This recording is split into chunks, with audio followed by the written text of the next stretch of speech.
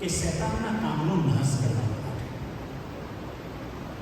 એટલે જ કહું છું, ઈસુ શૈતાનના કામનો નાશ કરવા પ્રગટ થયા. ક્વાયરનું કામ પણ એ છે, શૈતાનના કામનો નાશ કરવાનો.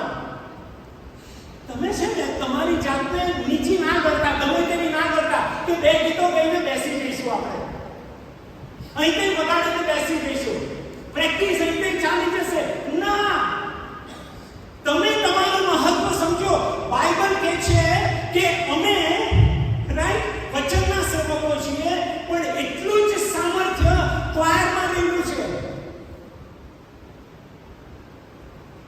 એટલી જ તાકાત.